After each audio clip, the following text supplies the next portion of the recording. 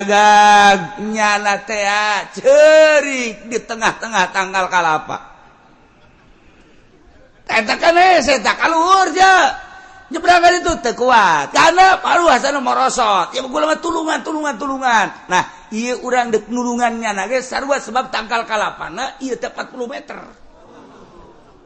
wara ini tangkal kalapa jadi nyana ya di 20 meter urang teh nulungannya na teh keur puasa sarua bae nah iya urang buka puasa nulungan nyana buka heula urang puasa lantaran ieu korban dua nana ieu urang bari puasa teu kuat aing kaluhur ngan lamun diantepkeun nyana ragag urang tulungan kaluhur ku urang dipapag urangna buka heula bukana urang nulungan batur wajib qada wajib fidyah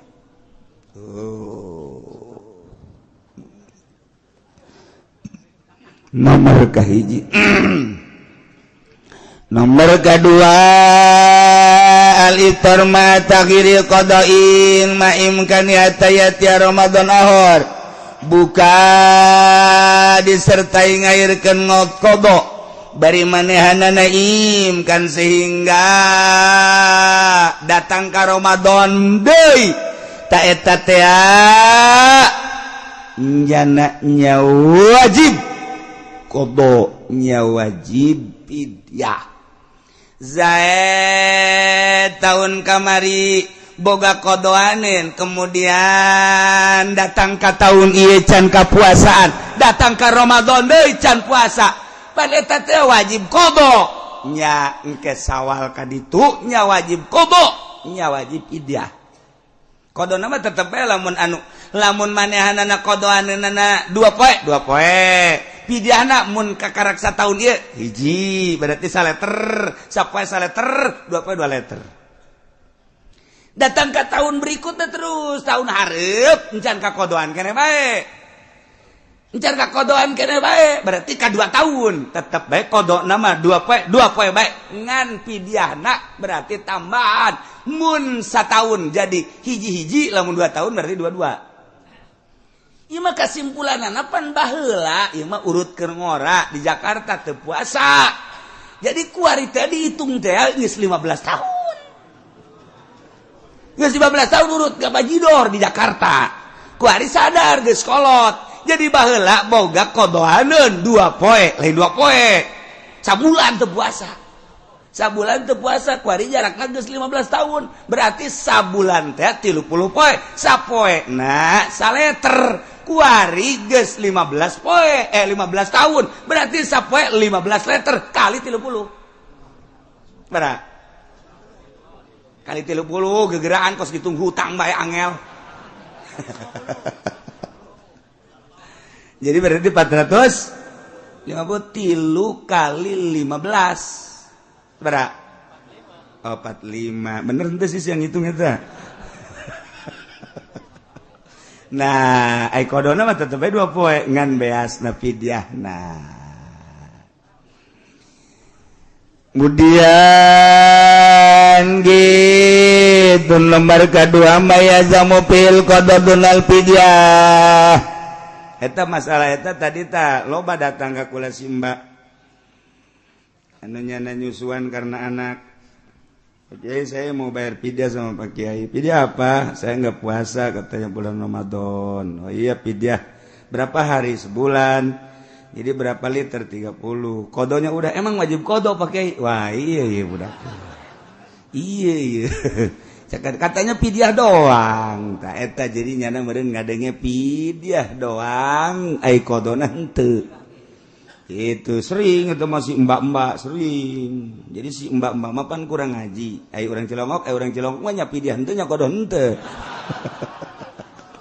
Leuwih parah tuh. Jadi nya wajib fidyah, nya wajib kodo, nya wajib fidyah. Nomor kedua mayazamu fil qada dunal fidyah wajib qada teu kudu fidyah ieu mah okos mugma alaih teh jelema ayan wajib qada teu kudu fid iya wa salisu mayazamu fil fidyah dunal qada wajib fidyah teu kudu qada saha ieu syekhun kabir aki-aki umur geus 80 tahun 90 tahun anu nya nama diajakan ngobrol ku urang Aisyah saha ku anakna iya aki-aki aduh kayak ngobrol deh urang geus ngobrol tadi taju urang keluar aya baru 10 menit kadinya deui salaman deui jeung nyana ngobrol deui sia saha cak yana teh wah ya aki-aki brengsek ge kos tah ieu kos kieu wajib fidyah teu wajib qada geus harapan di mana kos kieu geus harapan ieu mah ka pamajikan ge kitu ke Noel nyana tunang karak biasa pamajikanna ge menang 10 menit Noel deui cek pemajikan, hei, kakak ge cikeneh, iraha, kamari, tamah, jadi lo pohon jasa, masya Allah. Nah, iya wajib fidyah, wajib qada. Pidiah lagi poe eta bae asal magrib bikeun poe isuk bawa waka ke isuk magrib bikeun terus bae unggal poe sapoe saleter kubaca na kiai lamun disabulaneun bae riba ulah lamun endek atuh teu nanaon ngan besi rugi maksudna besi rugi kumaha besi nyana menang 10 poe paeh kan rugi 20 liter teh ka ditu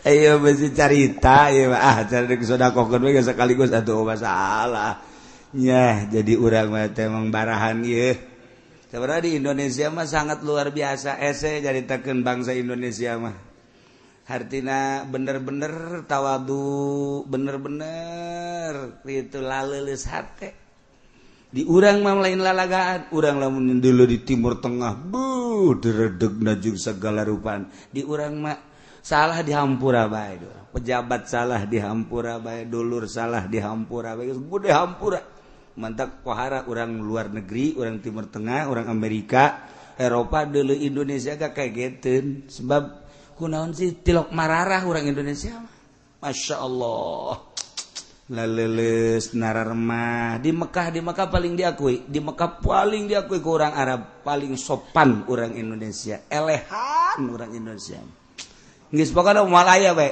moal aya di dunia kos orang Indonesia beneran ini mah lain lalagaan urang luar negeri mah tuh menang salah saeutik sukat sikut bae di urang ge aya hiji dua mesti dianggap lah nu kos kitu ya nah istimewa mantap urang lamun nyaritakeun sejarah ilmu tetep Timur Tengah tetep Mekah ilmu mah ti ditu awalna tapi pemakaian kadina lobaan orang Indonesia geus tertulis dina sejarah lain lalagaan anu pertama neangan ilmu thariqah orang Indonesia datang ke Baghdad di zaman Tuan Syekh kembangkeun di urang kuari teh loba jasa nu berthariqah teh di Indonesia duniana nu panglobana di Indonesia berthariqah dari Habib Lutfi teh Habib Lutfi eta teh diangkat sebagai ketua thariqah sadunia.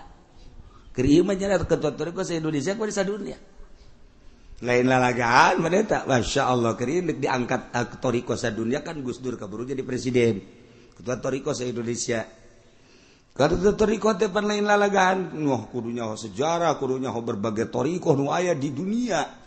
Mantap urang mau nyaritakeun Gus Dur urang Gus Dur yeuh mun nyana carita tentang thariqah carita tentang silsilah nyahoan jasa wari Habib Lutfi nyaritakeun thariqah naon bae nyaho naon bae silsilah nyaho bae Masya Allah tah eta hese jasa urang naon kitu manggihan jelema kos kitu lamun nyaritakeun ulan bin anu nyahoan urang mah ka diri urang teh nyaho bin urang mah diri urang ge si anak saha anak abah sih sangarana sanya tak abah bae geus nyaho ngaran ka abah lah gua aja keur ditinggalkeun keur leutik keneh sakiana teh itu nyaho ka abah bapak kolot tuh kumaha bapak kolot mesti nyaho ka abah sorangan teh nyaho ka bapak kolot teh nyaho nah ieu diurang tapi eta teh ahli thariqah mah tok tok tok tok tok tok tok tok nyaho kitu keneh thariqah di dunia teh nu mantap urang lamun nyaritakeun tentang fikih pasini terus bae di mana bae bakal pasini fikih mah terus bae pasini ketika urang asup ka thariqah kemudian ma'rifat moal aya nu pasini asal geus menemukan usul ilallah ma'rifatullah wa rasul moal aya nu pasini sebab eta kene jalan-jalanan nu berbeda Qadiriyah, Naqsabandiyah, Satoriyah, Utsmaniyah, Tijaniyah, kemudian berbagai-bagai gitu. Thariqah. Pokokna mah kabeh asal geus usul eta kene. Hanya beda jalan doang. Ai pikir mah terus bae. Oh, cak ieu dalil laki deui moal aya repeh-repehna. Terus bae datang ka kiamat pikir mah pertentangan bae. Yang pegede-gede hulu bae.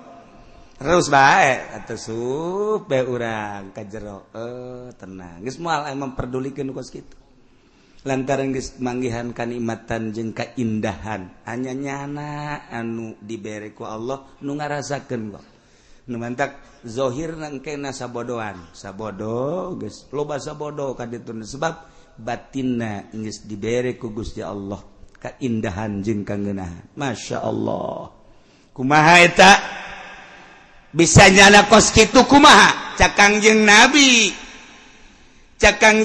wa antasumu khairul lakum in kuntum ta'lamun lamun tadi menyaritakeun ya ayyuhalladzina amanu kutiba alaikumussyam hukum puasa turun ayat eta teh tahun kadua hijrah sabada Kangjeng Nabi hijrah ti Mekkah ka Madinah tahun kahiji macan aya puasa tahun kedua turun ayat ya ayyuhalladzina amanu kutiba alaikumussyam jadi diinstruksikan puasa tahun kedua sementara Kangjeng Nabi di Madinah 10 tahun Kangjeng Nabi 10 tahun cokot tahun teu puasa 9 tahun jadi Kangjeng Nabi puasa 9 tahun kuluhan nawakis kabeh 29 hanya 1 nu 30 poe Kangjeng Nabi puasa teh 29 hanya sakali nu 30 poe pikih caritaanna ketika turun ayat wa antasumu khairul lakum in kuntum ta'lamun puasa aranjeun kabeh leuwih bagus ka aranjeun ge lamun nyaho berarti kan berbicara hikmah. Lamun tadi berbicara hukum, kaparduanana. Lamun carita kaparduan berarti hukum. Tidinya aya syarat jeung aya rukunna. Nah, diijmakeunlah ku ulama. Ditinjau tina ayat, kemudian ucapan Kangjeng Nabi, jadilah sebuah ketentuan hukum. Ialah fikih, wajiblah puasa, syarat sekian. Rukunna sekian, pembatalanana sekian, ialah hukum. Tina hiji ayat, ya ayyuhalladzina amanu kutiba alaikumussyam kama kutiba alal ladzina min qablikum la'allakum tattaqun. Ayyaman ma'dudat. Hese urang mah lantaran urang mah teu nyaho asal usulna. Asbab wurudna teu nyaho, asbab nuzulna teu nyaho. Kemudian jadikeun syarat jeung rukunna go hese lain lalagan. Kudu dibongkar melalui usul fikih. Nah, tarima asak bae geus urang mah ijma ulama. Mantek lamun Muhammadiyah teu makekeun ka ulama, boloon. Bohong deui nya. Dek dang tibana atuh jama maca Quran ge hese. Maca hadis ge atuh hese. Nyana ge sabenerna mah hate leutik mah percaya ieu enggak embung ngomongkeun gengsi ka NU. Sakitu doang. Gas antepkeun atuh nyana-nyana aja sarua puasana maka Allah. Urang-urangan urang manggeunaheun geus aya anu mangrangkumkeun Imam kitu Syafi'i ambu make Syafi'i lah hayang make Hambali bae sebab urang boga tatangga Haji Hambali atuh mangga sing hade bebesi salah ke Hambali eta deui atek mana Hanafi bae gae dek make Maliki mah eta mah pokona mah mazhab anu opat mah mudawan silakeun ta manggeus baik dek make nu mana-mana ge acan urang nek pindah-pindah bae kumaha pindah-pindah teh poe ieu puasa teh nek make Syafi'i isuk make Hambali engke poe ka opat make Maliki, poe ka 5 poe pake ka 3 make Maliki, ka opat make Hanafi. Balik deui ka Syafi'i atuh bae. Becus mah. Atuh bae teh Habib Said Maliki maka nu mantang disebut Said Maliki. Eta teh nyana teh madzhab Maliki nu dipake ku nyana nama lain Maliki bae. Nyana kadang-kadang sataun make Syafi'i, kadang-kadang sataun make Hambali, kadang-kadang make kitu Hanafi, kadang make karak Maliki. Eta teh kumaherna dina mazhab. Maher dina mazhab. Urang hebat. Urang mah teguh dina Syafi'i bae. Wajan kuku mah Syafi'i bae urang. Geus kapepet-pepet ka karak. Geus kapepet ka karak urang. Neangan. Hebat. Sebenarnya ieu nu paling hebat bah. Nu koski nu paling hebat mantak diakui dunia ge. Urang Mesir ge urang Mesir. Anu manehanana hebat jasa ilmuna ka urang Indonesia mah. Tak. Angkat topi ka urang Indonesia mah sebab terus bae Syafi'i. Pajar pinter horeng nyahonangan eta etana. Nyahonangan eta. Ya Allah ya Rabbi. Urang mah kuari dek munggah haji beda munggah haji bingung. Lantaran naon ieu kumaha toapna. Lantaran ieu batal deui aya teu jadi toap teh. Lantaran toap kemudian batal lah teu kudu boga wudu lah cek jalan geus terus bae. Masa kitu sih? Sedangkan syarat toap kan kudu boga wudu. Ieu geus teu boga wudu ja batal deui kan neuk mempertahankeun sampai jamal bisa batal deui kajian kumaha ge. Gampang kos kitu mah. Urang taklid ka mazhab Maliki. Hesena. Taklidna tira sapaket taklidna teh kuduna wudu jeung toapna toap jeung wuduna berarti sebab eta ta'alluq wudu jeung